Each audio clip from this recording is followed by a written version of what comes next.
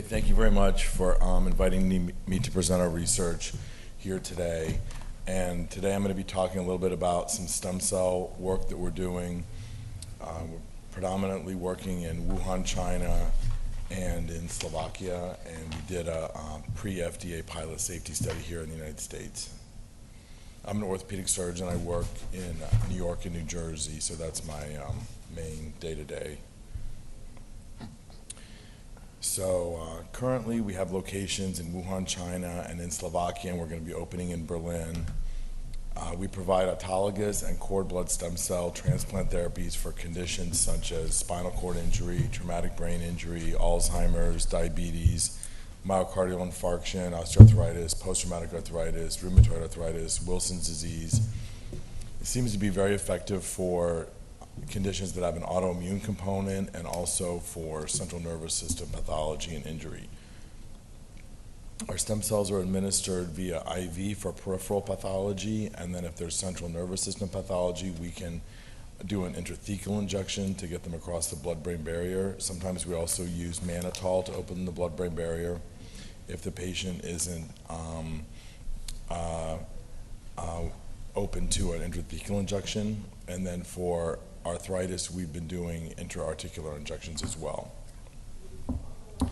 So Blue Horizon, we all are doing treatment, research, and also we have a considerable charitable component. We have a foundation. About most of our patients are treated on a charitable basis. So in China, we have a lot of experience with central nervous system pathology, and we've done about 90 spinal cord injury patients, and 90% improved with 3 injections. These patients predominantly received either cord blood that was harvested fresh on the day of delivery. There's no injury to the baby or the mother. Or some of them also received culture autologous cells that were harvested from a bone marrow aspiration or a fat aspiration and cultured and expanded. We think the dose is about 300 to 400 million live cells. Also for stroke patients, we have a similar protocol. It's basically almost the same for both. It's 3 injections. Half is administered IV from each dose, and half is administered intrathecally, and then those are spaced about a week apart. With the stroke patients, we had 94% report improvement after 3 injections. So this is one of our patients in China. He had a car accident and had a severe brain injury as well as a T11-12 vertebral fracture. He had no movement below the level of injury at the time of the accident. And then he received the stem cell treatments, and his lower extremity muscle strength increased to 3, and his sensation improved, his incontinence improved, and he was able to walk with crutches. So that was a big improvement. This is another patient from the US, actually one of the, my partner that helped me start the company. He had a really severe brain injury after a fall, and he was in a drug-induced coma for a little while, then had to have a craniotomy. He had considerable problems with speech and mobility and just general cognition. And then he received the stem cell treatments, and fortunately he almost had a complete recovery. He travels internationally now on our business trips and is very integrally involved in the company again. This is another interesting patient, a 53-year-old lady that had bilateral thalamic hemorrhages. She was unconscious and unable to move her limbs, basically in a vegetative state.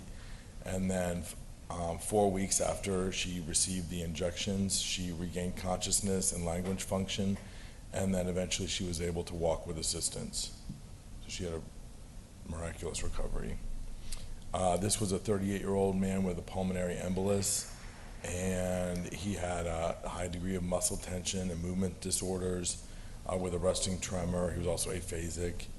And then after the treatment, he was able to walk 200 meters and had a significant improvement in his emotional and cognitive function. And then 12 months later, he basically was able to return to work and all of his regular activities. We had some patients with Wilson's disease, and they were developing a lot of central nervous system pathology as well as organ pathology.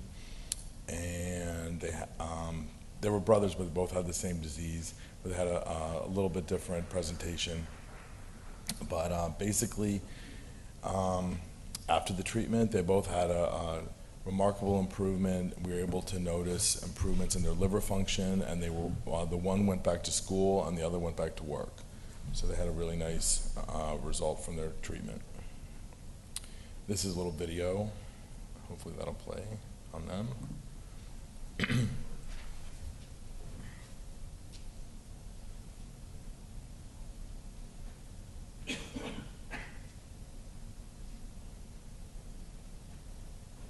Maybe not.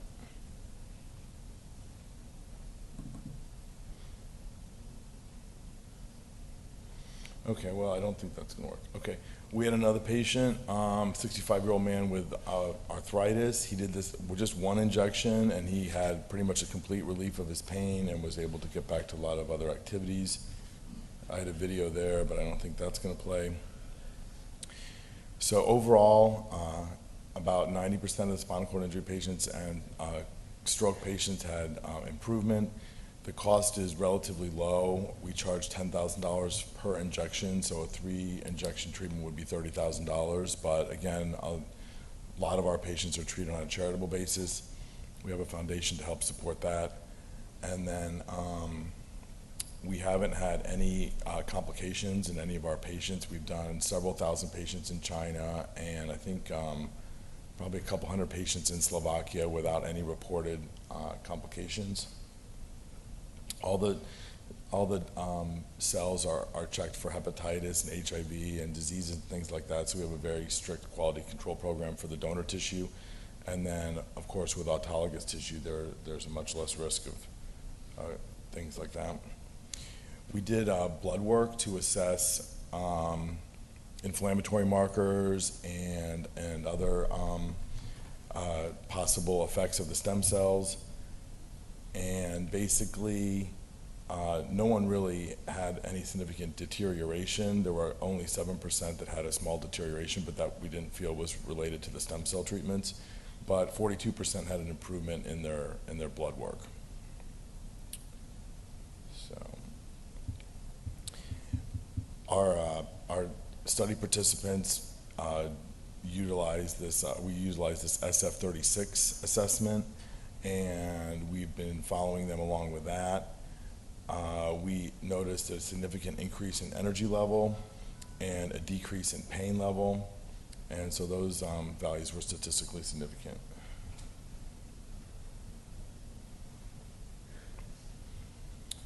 So in Slovakia, we've really been doing a lot of work with arthritis, and so we've been basically doing a lot of joint injections there. I think we've injected over 100 joints so far in the last year or so, year and a half. And we use the patient's own stem cells, which are harvested from a fat biopsy and then processed in our lab and injected later that day. We were able to get licenses in Slovakia for not just this autologous treatment, but also for the cord blood treatment and also for autologous cell expansion. So that was a big effort. So basically, with our joint injections that we've had the most experience with in Slovakia, we harvest the fat, it's processed in our lab there, and then it's injected later that day. We've been mostly doing hips and knees, so the knee injection doesn't require any imaging, but for the hip injections, we do use the imaging in the operating room. And here's some of our results. We've been doing pre and then 6-month post MRIs. So this one is a 62-year-old woman. She had arthritis in her hips, and then 5 months after the treatment, we noticed a slight increase in the cartilage volume. So that's actually pretty remarkable. It's usually pretty hard to see that in just 5 months. So hopefully we'll do it again in 12 months and we'll see even more improvement. Here's another one, a 26-year-old guy with a knee injury from sports. And then we were able to see an increase in the cartilage thickness as well as a decrease in the bone edema. So it seems the easiest thing to see is the decrease in bone edema, and almost all of our patients seem to demonstrate that. And then the cartilage thickness sometimes is a little harder to see, but this one we were able to get a good shot of it. Here's another hip patient, 52-year-old man, and there was a significant decrease in the bone edema, especially you can see on the left hip there, a big decrease in the bone edema. Here's another knee patient, again showing a significant decrease in the bone edema and a little thickening of the cartilage. Here's another hip with, again, a significant decrease in the bone edema. In general, about 80% of these patients reported an improvement in their pain. This one's a little harder to see the decrease in the bone edema, I guess, but I guess when we looked closer up, we could see the cartilage thickness. I think it's a little harder to see here. Here's the patella. You can see a decrease in the bone edema and also a thickening of the cartilage. So overall, we had 73 patients on 127 joints, and mostly male, mostly knees. And then 6 months after the treatment, 77% had pain relief, 20% had no pain relief, and then a few were lost to follow-up. And then as far as mobility, 66% had improved mobility, and then 31% did not. So we thought that was pretty successful just for one course of treatment. And that's about it. Does anyone have any questions?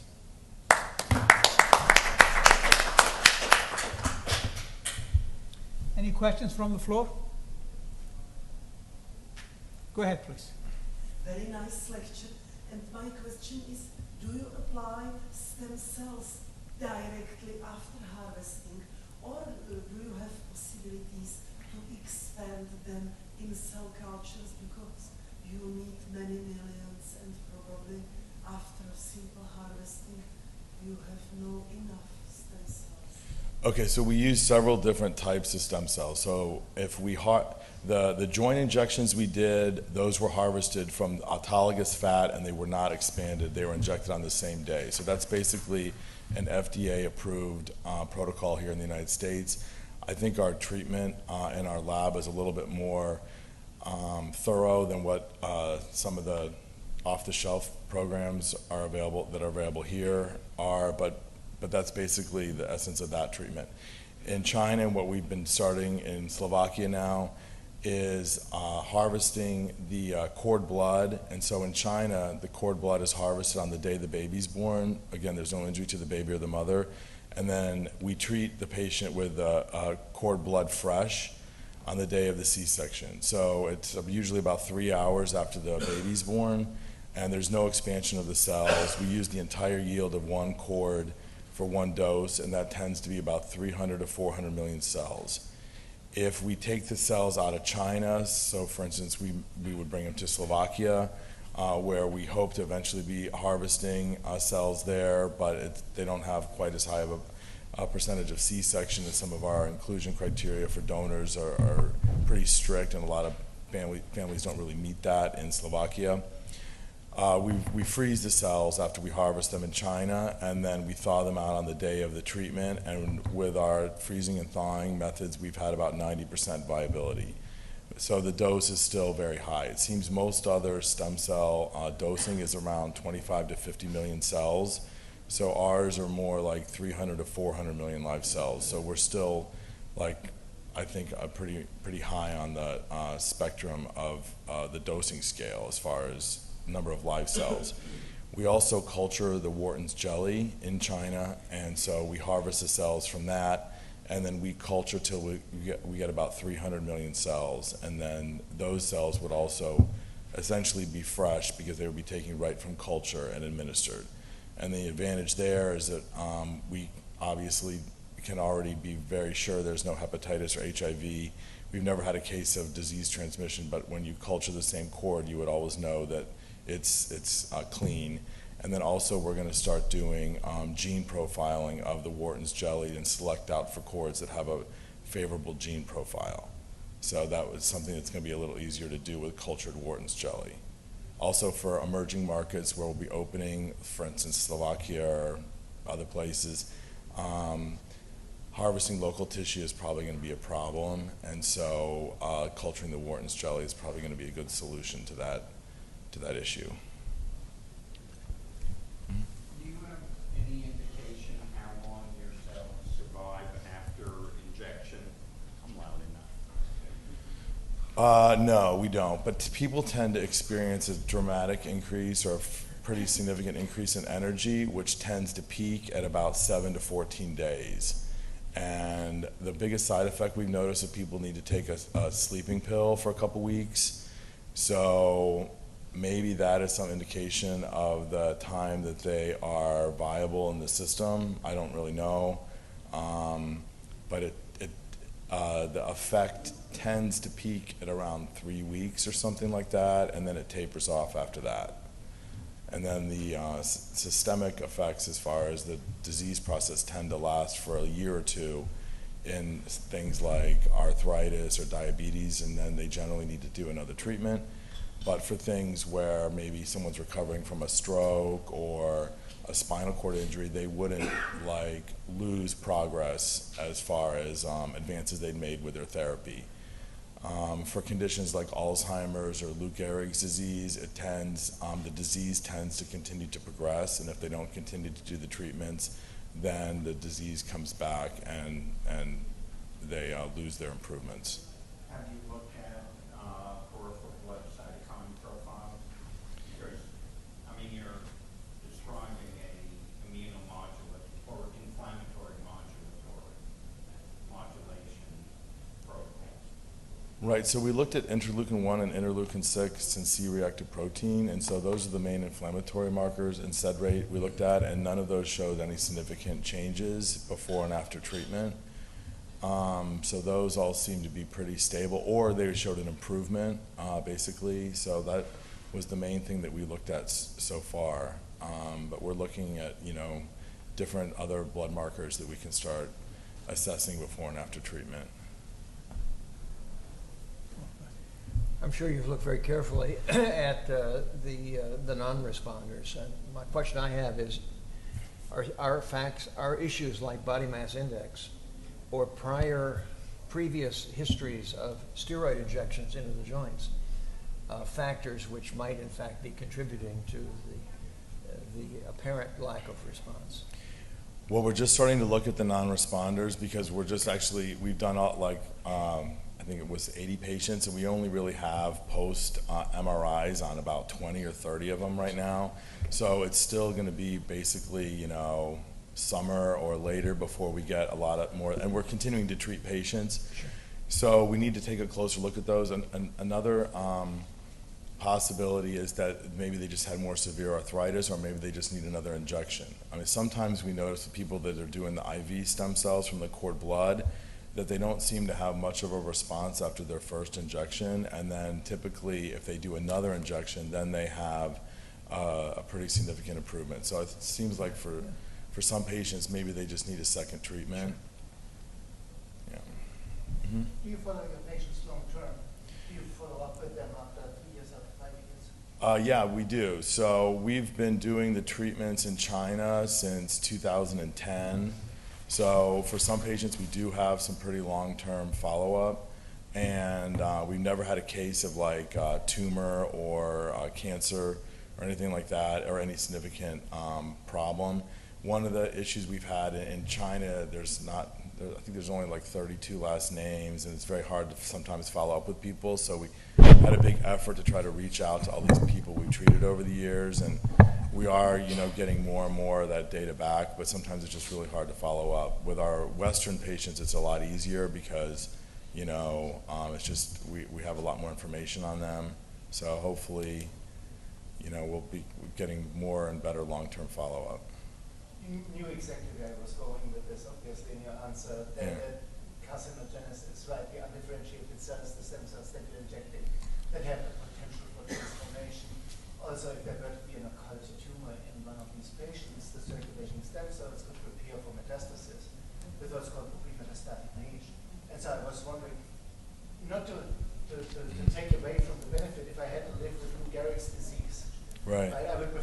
increased cancer risk 5 years down the road rather than living with Lou Gehrig's disease or spinal cord injury. But it would be certainly something that I would consider looking into and following up. Does it at all increase that risk of either metastasis of a pre-existing tumor or of generating more cancer risk from the circulating stem cells? Or does it not? It might not at all. One of the exclusion criteria for treatment with the cord blood derived stem cells or autologous expanded cells is cancer within 5 years. So if they've had cancer within 5 years, we generally wouldn't treat them unless they had maybe some kind of catastrophic stroke or something the like that. occult, not yet diagnosed tumor, right? Right. The primary cancer that is so small that it's not diagnosed yet could metastasize because of the existence of stem cells in the surrounding tissues. Right? Once Right. again, that's what's been described as the premetastatic niche. So that is the cancer that you wouldn't know at the time of treatment. Right. But you would find out very quickly that suddenly the patient has this cancer expansion, has the metastasis, and gets diagnosed at that point. So we've had 2,000 patients total so far in China since probably 2008 or 9, and we haven't had a single one where we know that they've developed cancer. So you'd think that just out of just bad luck, some of those people would go on to develop cancer. So maybe it provides some protective effect, because you would think that just some of those people would go on to develop cancer. But so far, we don't know of anyone that has. So that would be something we really, as we move farther from China and getting into more Western markets, we're going to have a lot better follow-up. But it's just been a real challenge in China. So. Go ahead. Did you perform HLA mapping on the cord blood samples that were injected into the subjects? No. So currently we are just doing matching the sex of the baby with the sex of the patient.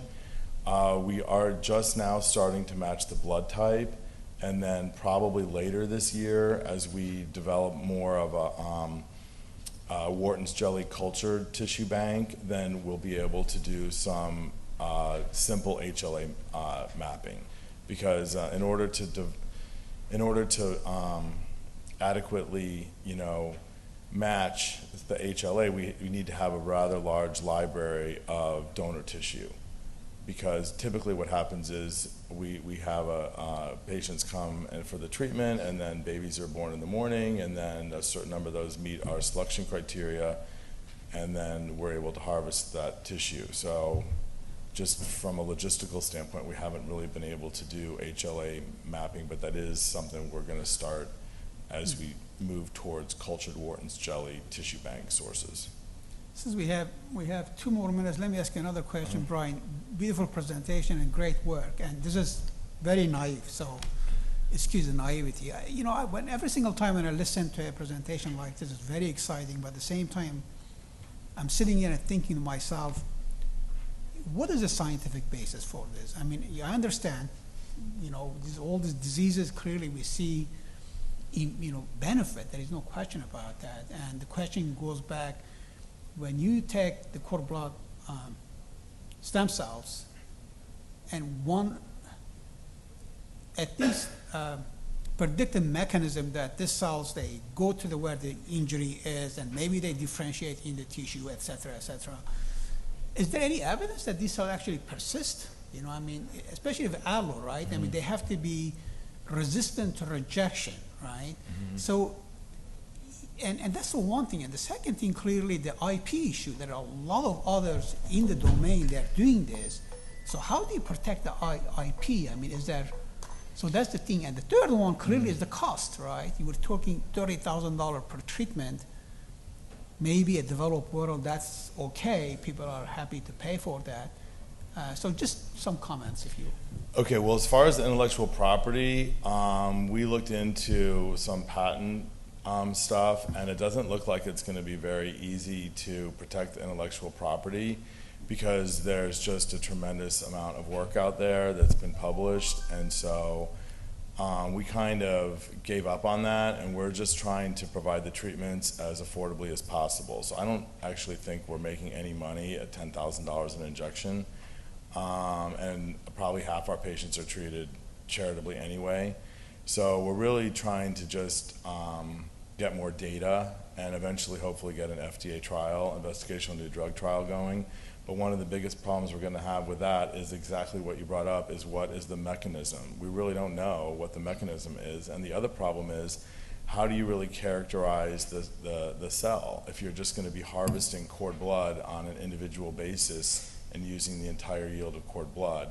So perhaps when we do more Wharton's jelly cultured doses, that might at least help us clean up the cell variability and be able to get a more well-defined cell strain that we can talk about as we move forward with FDA trials. But just to take all the stem cells and the cord blood of a patient and just dose it on a one-off basis is going to be really difficult as far as trying to even figure out exactly what cell you're even dealing with.